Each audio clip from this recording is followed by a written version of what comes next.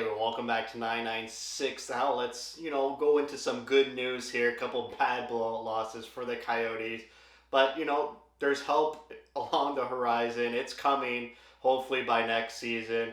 Don't get confused. My mid-season report I did in January. I think moving forward I'll do a mid-season report in December. And then once at the end of the season, when all their seasons are finished except for one player. But yeah, don't get confused either with all the colors. Blue is their current, season, what they finished with, whereas the red score line is the metrics they had last season. Pretty much everyone did really well, and we'll dive deeper into each player. Some unique scenarios surrounding each player, little tidbits here and there. We'll start with the big three of Cooley, Geeky, and Gunther. Obviously, Cooley, a rookie in his college era playing for Minnesota. He'll be going to the Frozen Four, which starts Thursday, and then the final is Saturday. He is a finalist for the Hobie Baker Award, which is the best college player for the season. The other nominations are Adam Fantilli and Matthew Nyes. Matthew Nyes, a least prospect, which people thought the Coyotes will look to acquire in a Chikrin trade. That never happened. And Fantilli, unfortunately, not going to be drafted by the Coyotes. Looking like he'll be drafted second overall, unless, the Coyotes win the lottery or something. But a lot of people don't give Fantilli credit. All eyes are on Bedard. He's playing up video game numbers. But Fantilli has 64 points in about, the same number of games as Cooley, and he's 1 year younger than Cooley. Fantilli obviously hasn't been drafted. Cooley was drafted last summer. Nyes older than Cooley by I think 1 year as well. So it's great that for a rookie in Cooley, he's second in scoring. But man, not a lot of people give credit to such a young player and rookie in Fantilli. He's going to be a great consolation prize to any team who doesn't, draft Bedard. But love Cooley.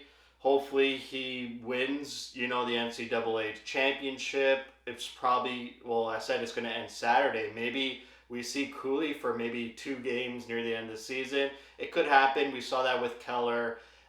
Once Keller's Boston University season ended, he played about 3 games for us before going into his rookie year, playing 82 games. So maybe we see Cooley soon enough. We need all the help we can get.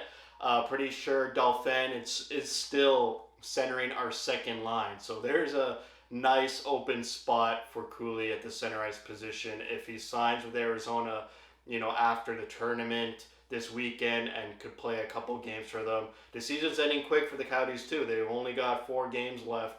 So, it'd be nice to see Cooley. If not, we'll see him at training camp, and he'll most likely make the team out of camp next season. We go on to Geeky, who I was a bit, hesitant about. Whenever Bill Armstrong talks about Geeky, he talks to him like he's a long-term project. He's not at the same steps as Cooley. Bill Armstrong puts Cooley in a tier all of himself, whereas when he talks about Geeky and Lamoureux, they're long-term. It's going to be a process, but I'm very, impressed with how Geeky played his season in the Western Hockey League for Winnipeg. They finished first in their conference. They're currently up 2-0 in their first round in their playoff season. But 77 points in 66 games. Maybe the points per game is pretty much the same, but look at his goal totals. Last year, he only had 24 goals in 63 games played, but this year he's scoring a lot more, 35 goals in 66 games played. So love to see that. When I look at prospects from season over season, I want to see them, hopefully make a step forward or maintain a point per game pace, but also look at their goal scoring touch. Are they scoring more? Are they scoring less? What does that mean? Were they only being benefited by good line mates? So it's great to see Geeky increase his goal totals. For me, I think Geeky's going to spend 1 more year in the WHL. I just think, he's not at that pedigree of Gunther or Cooley just yet, but I am really impressed, and I'm starting to get a little bit hyped for Geeky. Just seeing his highlight reel goals, the amount of hat tricks he's had this season.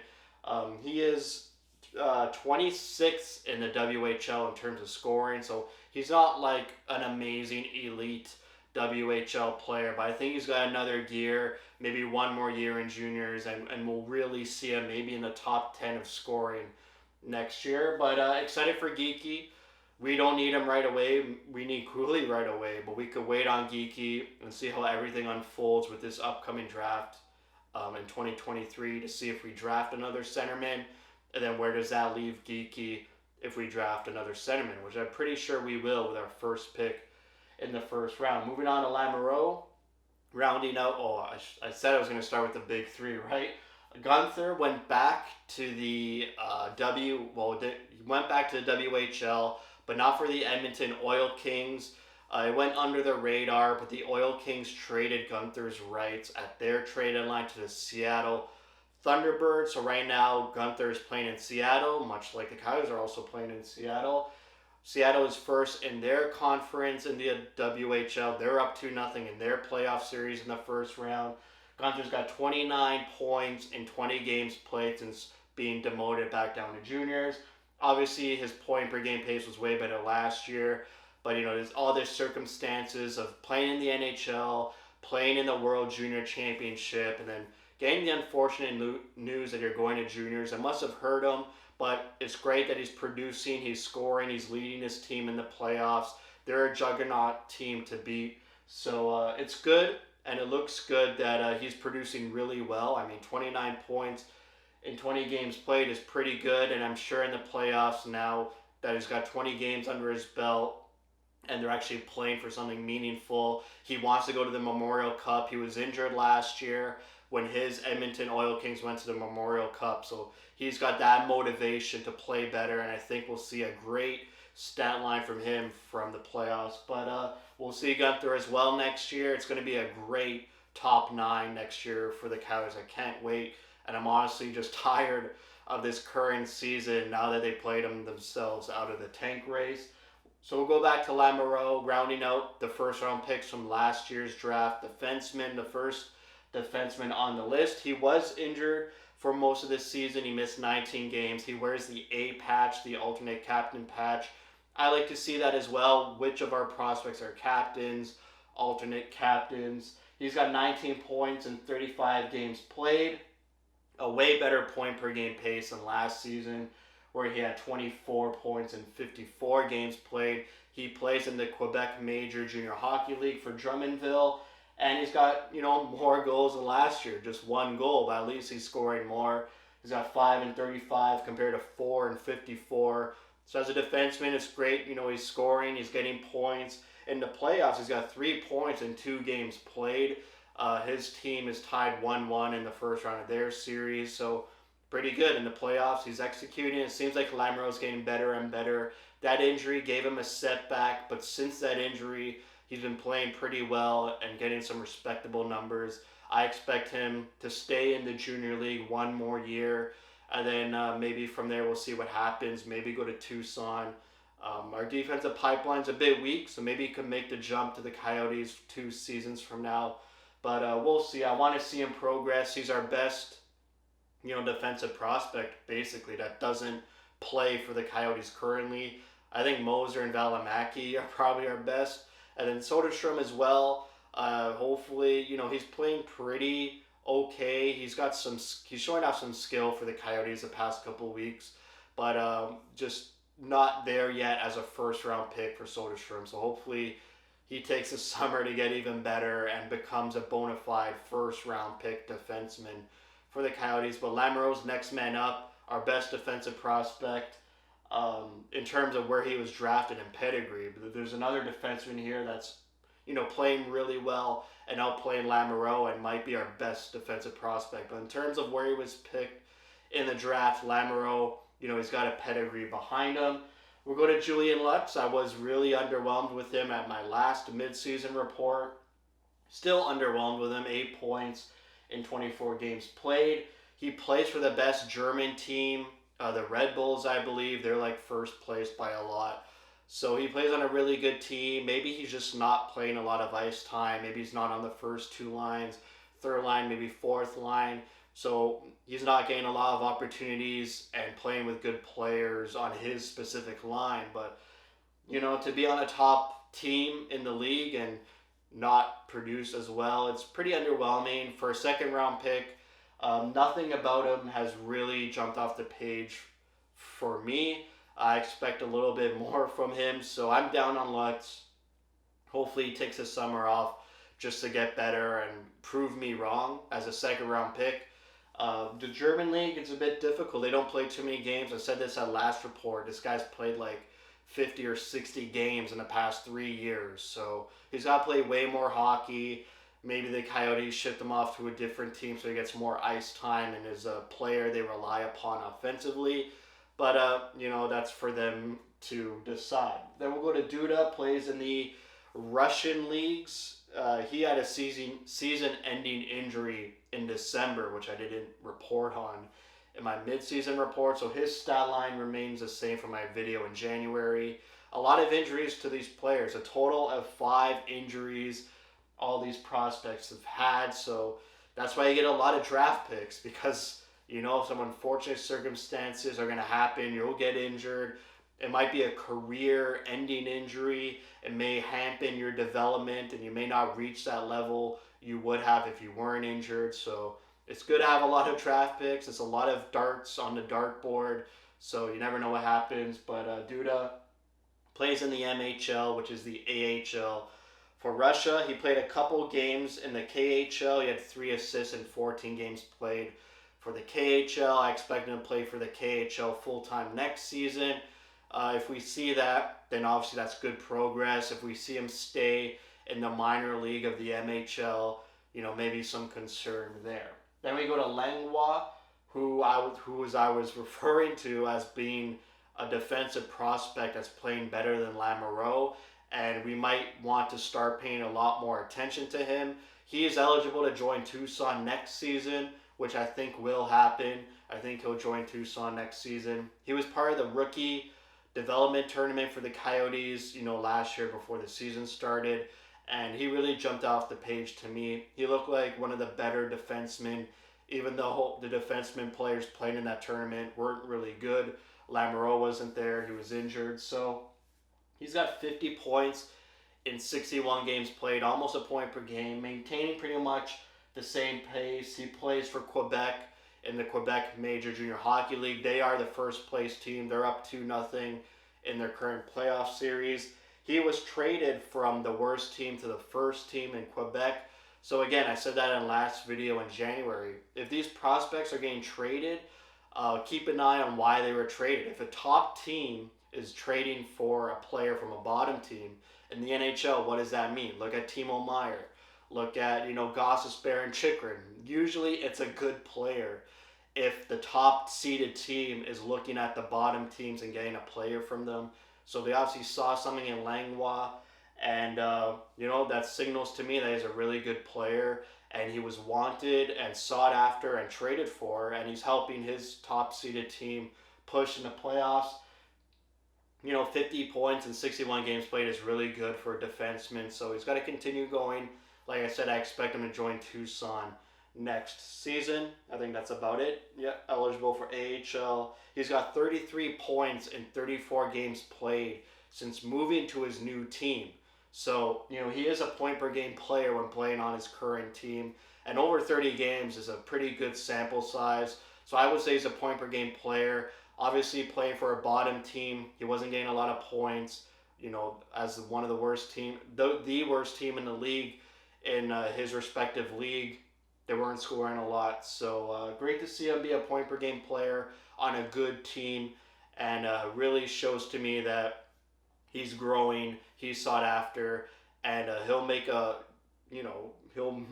his name cemented for Coyotes prospects moving forward, and we should really pay attention to him.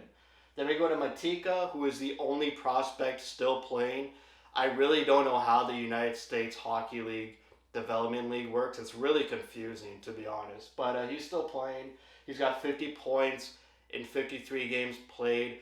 Some disappointing news was that he was 7th in USHL scoring in January when I did the mid-season report. But now he's fallen all the way to 23rd in the league in terms of points.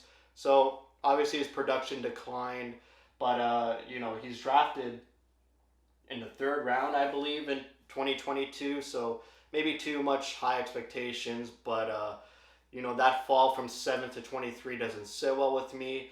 But to be honest, if that never happened, he's almost a point per game player. He's a third round pick. He'll go to college next year. He's committed to the Denver college team, so we'll see him in the NCAA next year and see how he progresses from there. He was also traded from the bottom team to the fourth place team, and he had 35 points in 28 games played with his former team. And then when he was traded to the better team, his point production decreased. So, literally the exact opposite scenario as opposed to Langlois, where he was producing way more on a bottom team, gets traded to a new team, but doesn't get the ice time, doesn't get the opportunities. Maybe he's playing on the second or third line and not the first line like he was with his bottom team. So, there's a lot of context with trades. You never know what's going to happen. I think for defensemen, if you're a really good defenseman and you're traded for, you're going to be on the top pairing. But if you're a forward and you get traded for, like Timo Meyer, I don't know where he is exactly, but I imagine they wouldn't break up the chemistry of their first line and maybe slot him in the second line. So maybe for Matika, as a forward, he's not playing top line minutes, getting slotted somewhere else, and that's why his production has decreased. Then we'll go to Doan, which I'm happy to finally see. I was hard on him in January. He wasn't a point per game player. He was like well below point per game. I was underwhelmed with his performance.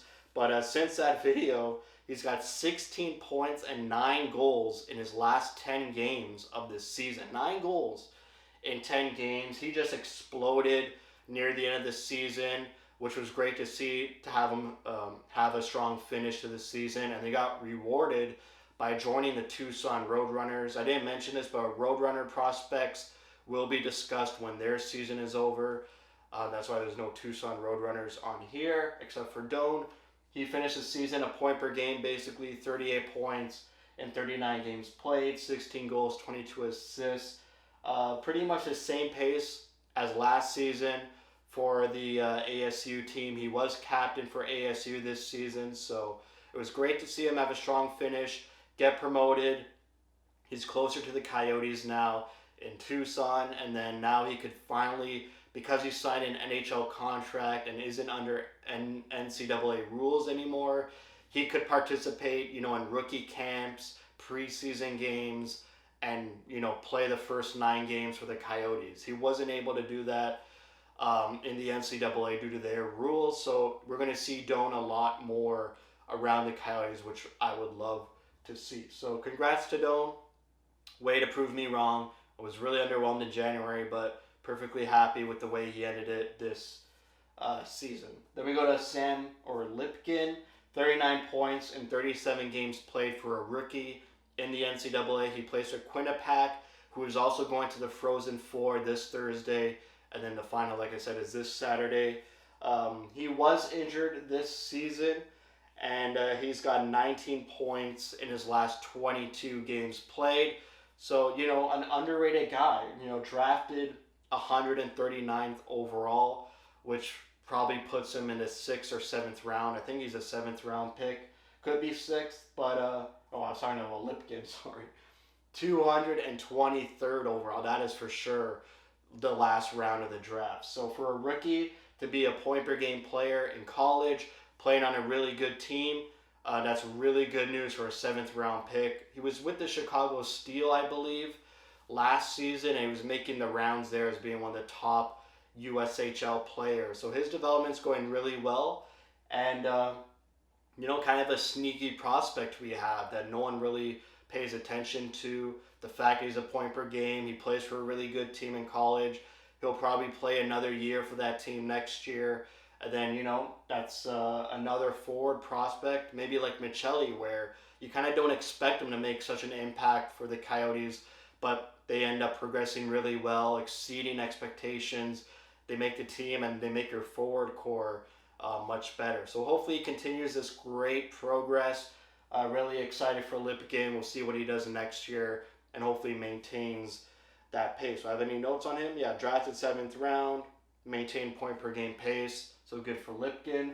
We'll go to Landry, who is a sixth round pick. He's a centerman, 23 points in 34 games played. He plays on the same team as Lamoureux. They're currently tied 1-1 in their playoff series in their first round. Not much to say. Maybe maintaining the same point per game. He was injured, obviously. Another injury prospect for the Coyotes. But he's back. He's playing. So hopefully he recovers from that injury. He'll probably stay in the Quebec Junior League another season due to the injury. Just get more development time. Hasn't played a lot of hockey. Only 34 games played this season. Moving on to Fedotov, another Russian player alongside Duda. Plays in the KHL, 14 points in 42 games played. The fact that he's still in the KHL compared to last season is good news. He didn't get moved to the minor league. He only had 2 points in 35 games in the KHL last season. This season, producing a little bit more, but obviously, 14 points in 42 games isn't too good. He's committed to the KHL for another season. So for me, I'm just looking at next season. Do his numbers increase? If he goes from 2 to 14 and then to 30 points, then that's a great trajectory of a development player. And then after his KHL contract is done, could move to the Roadrunners and see how he does over there. Then we go to some deep cuts here. From 2019, we saw players that are drafted and still in our prospect system. We got Farinacci and Ratti. Farinacci is a captain for his team. What team is it? Boston? I think it's the Boston team. Could be Harvard. It's a Harvard team. So he's captain for Harvard. He had an injury this season. He came back from injury, and he's got 20 points in 19 games played. So great to see a point per game pace from him. He had 19 points in 29 games played last season. So a definite increase in point production, which I love to see. It says Harvard right there. Should have just looked at that. And the Coyotes have his rights only until the middle of August, this August. So it's up to the Coyotes and also up to the player if he wants to sign with the Coyotes. He is unsigned, playing in the NCAA. Because of COVID, he was granted 1 more year of college, even though he was drafted in 2019. But if he decides to play 1 more year of college, the Coyotes lose his rights because they didn't sign him. And once an NHL team signs you, you can't play in the NCAA. So, Craig Morgan speculated that the Coyotes would sign Farinacci quickly. His season is over. He's not going to the Frozen Four. So the Coyotes could sign him. So, if, August is coming around and he's still unsigned, to me, that shows a player probably doesn't want to be signed by the Coyotes. He'll take a bet on himself to play 1 more year of college and perform better. If you look at his trajectory, he's getting better every season. He was injured this season, only played 19 games, so I'm sure he wants to play a full college season and then choose. He could choose his NHL team, who he wants to sign with. We've seen this before with guys like Fox and, a lot of college players just decide not to sign with their drafted team, become a free agent, and then have their pick of who they want to play with. That could happen. But, the clock's ticking on the Coyotes and Farinacci. If they want to sign him, they can. The window's open right now. And then we go to Ratti, another 2019 pick. These are both John Shaika picks. He's exploded. I think he's had the best season over season performance and increase in production. Obviously, Cooley and Lipkin are rookies in their respective leagues, so they don't have a previous season to increase from. So, it's great to see that rookies are point per game players in college, but as a season over season, Ratti or Ratu, I don't know how to pronounce it, 42 points in 53 games played. Last year he had 22 points in 56 games played. He plays in Finland. He plays on the same team that Välimäki, Michelli, and Barrett Hayden played for. Barrett Hayden was there for a short stint during COVID. So the Coyotes got some ties to that team in Finland. So maybe there's something there in the water. The Coyotes are really close to that team. They've seen a lot of players come from that team, so I'm sure they have their eyes on him, and I'm sure his contract rights for the NHL are expiring around the same time as Farinacci as well, being drafted in 2019 and still not signed by the Coyotes. I'm sure the deadline is coming up. So we'll see if the Coyotes sign him as well. And then we go to our goalie prospects in Korhonen, Tendek, and Thornton. Korhonen plays in Finland. Not very good numbers, but he's played 15 games played for the men's league in Finland. Last year he only played 3 games for that league. I'm not sure what you call it. It's the NHL equivalent in Finland is the Liga. So the fact that he's playing a lot of games and the bulk of his games in the major league in Finland is good. Next season, maybe right now he's a backup. Next season, that 15 games played could move to 20, 25, maybe 30 games. Maybe his numbers get a little bit better. For Tendek, a bit disappointing. I thought he would be the Roadrunners, backup or even starter this season, but he's lost his job to his teammate in the ECHL, the Atlanta Gladiators, Tyler Parks, who is a free agent, 30 years old, overager, who is playing really well for the Roadrunners. He got the job over Tendek. So Tendek's in the ECHL, pretty rough numbers as well, sub 900, over 3.5 goals against per game. So disappointed in Tendek. I was excited for him to progress a little bit more. Have him and Prozatov as a goalie tandem for Tucson this year, but just didn't really work out like that. And then Thornton, who is a free agent signing, but he's a young player, plays in the OHL for Barrie, Ontario Hockey League. 44 games played, over 900 save percentage, which is good, but over a 3 goals against average. It's bad in terms of NHL numbers, but in the junior league, maybe it's good. Maybe it's good to have a 3 goals against average. But I'm excited to see which one of these goalies makes the move to Tucson next season. Like I said, Prozatov, the Coyotes need to make a decision on where they're going to put Prozatov. He's a restricted free agent. If they sign him and they want him in Tucson, he has to go through waivers, which maybe he clears, maybe he doesn't. It's like a Connor Ingram situation that Nashville had last season where the Coyotes picked Ingram up on waivers. So you don't want to lose a goalie for nothing who has a really good ceiling. But, that opens up the starting position in Tucson. Like I said, Tyler Parks currently is playing really well for the Roadrunners, but next season it's going to be 2 of these goalies or at least one of these goalies unless the Coyotes go out and grab another goalie for Tucson. So keep an eye on these guys. I think their goalie prospect pipeline is not too bad. They could probably go this draft without drafting a goalie, but to me, I think you should draft at least one goalie or only one goalie every draft because, goalies are voodoo. You don't know what's going to happen. One of these goalies could just erupt and have a stellar NHL career. They take so long to develop as well.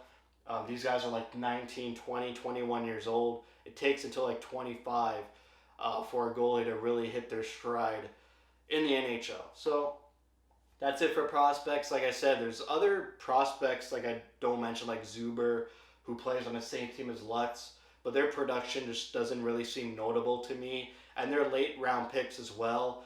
The reason why I pick a guy like Lutz is because he's a second round pick. He comes with pedigree.